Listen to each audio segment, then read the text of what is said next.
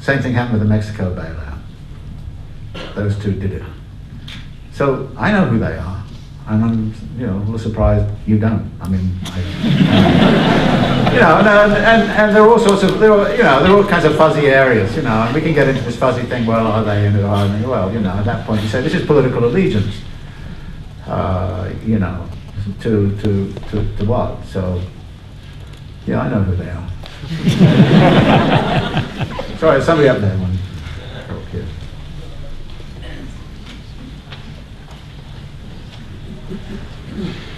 Yeah, I just want to say I thought that was a great presentation, and I also am a big fan of your books, David. But I do have a little doubt which I wanted to share. Only a little one? Okay, well, we'll see. Yeah, it's just that it seems to me you're saying that that Labour has ceased to be a problem for capital because of the victory of neoliberalism and because of the dismantling of the welfare state. And it seems to me that actually in the 40s and 50s there wasn't a high level of struggle by Labour, even though the welfare state was already developed. And actually what we've seen in the last few decades has been a victory by neoliberalism, partly because it's actually managed to defeat workers' movements such as the miners in Britain and the air traffic controllers, which you've written about in your book, in America. And on the back of that, it's managed to weaken the working class and destroy some of its confidence. But it doesn't seem to me that that picture is the case all across the world. And we're seeing at the moment in Greece massive general strikes, which are actually making it difficult for capital to make Labour pay for the crisis. They're going to do their best to make them pay, but there is a high level of resistance. And so I'm just wondering if you haven't painted too bleak a picture about the possibility of Labour fighting back about capital. And and I just wanted to ask a very quick question related to that, is that you say, and I totally agree, that we have to reappropriate, we have to take back social control of the surplus, but surely workers are going to have to play a central role in that, because it's through their exploitation that the surplus is generated in the first place, and therefore they can, by withdrawing their labour, actually regain control over that surplus. Yeah, well, have to play a central role. I agree with you. That they are able and organised to do so right now, I don't really think so. Although one of the big question marks in all of this is, of course, the labour situation in China. I mean, that's the big one. I mean, there are all these reports of significant unrest in China.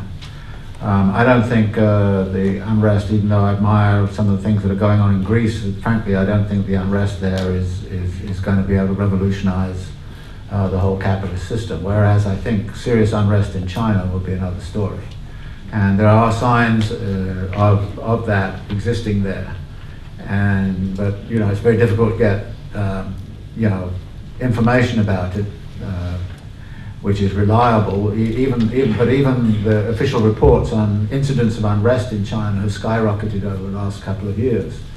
And to some degree that accounts for in a sense, what seems to me a very panicky response to the crisis by the Chinese central government, which is to get everybody back to work, building God knows what, where, you know, and whether it was going to work or not, who knows. But I mean, huge investments going on in highways and magnetic levitation trains and all those kinds of things. So yeah, I didn't want to say that labour is irrelevant, but I'm saying from the standpoint of capital, it's got labour where it wants it right now.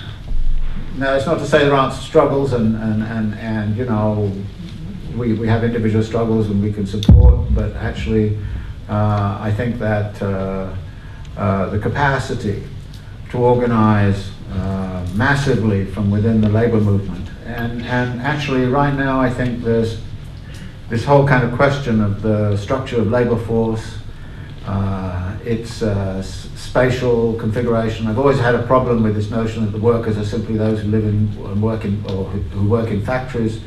I'm always interested in the workers who actually produce urbanization. And they're all over the place and are involved in the construction and maintenance of the sewers and all that kind of stuff. They're just as important. And actually, those workers were very significant in things like the Paris Commune and so on. And the municipal workers and so on. You know, so there's a lot of questions there. So I didn't mean to say that somehow or other their workers are irrelevant. But as somebody said to me from the New York labor organization, a very radical guy, he said basically we're not in a position to lead this struggle. right now. We are in a position to support it, but we are not in sufficiently well organized ourselves and sufficiently powerful ourselves to be a vanguard that can actually lead the struggle. And he basically said to me, if you're interested in a vanguard, you've got to find it somewhere else. And so that then led into some discussions about, you know, alliances between different movements like the dispossessed and you know, the exploited and those kinds of things. Was there anybody up around here? Yeah, go ahead. I had a question regarding student debt. Actually, is another kind of sort of way, apart from property debt, to kind of did you hear the first part of my question? You had a question about student debt. Yeah, student debt, and how that's another sort of new mechanism to kind of indenture people not only to the mortgage kind of indebtedness, but the student indebtedness in terms of people being able to sort of in any way rebel, if you like, bringing a whole generation of people into this idea that I can't speak up because I have to service this particular debt. And then the second thing that you mentioned was the whole adjunct community, and you were talking about a kind of intellectual vacuum, but the whole structure of adjunct employment means that you don't actually have the time within your kind of labour framework to create that kind of analyses that you're speaking to. So I think that that's also sort of structurally connected.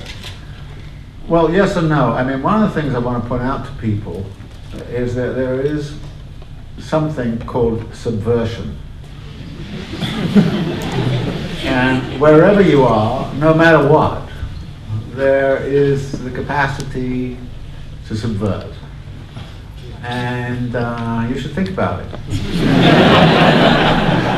And, you know, and I have to say, you know, sometimes you know, students will say something like, well, you know, it's impossible, there are no jobs where I can do exactly what I want to do, and I kind of go, you know, you think when I took a job that I could do what I wanted to do?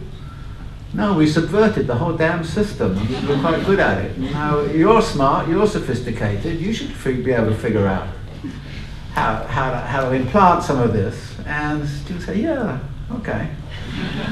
And I think it's not, I agree with this a bit along the lines, you know, I wouldn't be too negative about that, saying, well, you know, there's no possibilities here, you know, you kind of go, there are always possibilities. Yeah.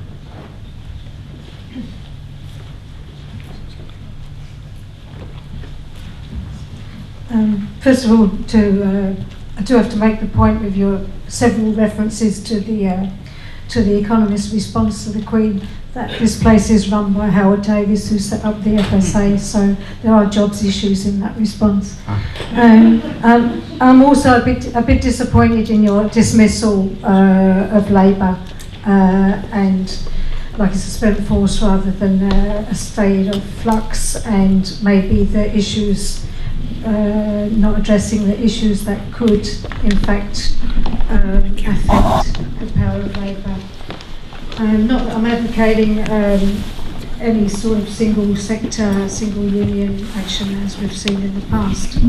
But if we accept that, like you say, that transnational capital is the way, transnational capital using states, then what is the unit of resistance? Or are you just sort of suggesting like everyone subverts and there was some sort of like globalized blur of resistance, or do we need a unit of resistance? Do you understand what I mean? Yeah, draw a line around it. What is the unit? Yeah. I didn't dismiss Labour. I simply said that from the standpoint of capital has solved the labour problem as far as it is concerned. That doesn't mean that labourers are lying down dead as dodos or anything of that kind, not at all. And there are significant movements. I mean, even in the American labour movement, there are significant movements, and I'm not, you know, we work with some of those in New York City, but they're movements often of different kind of workers.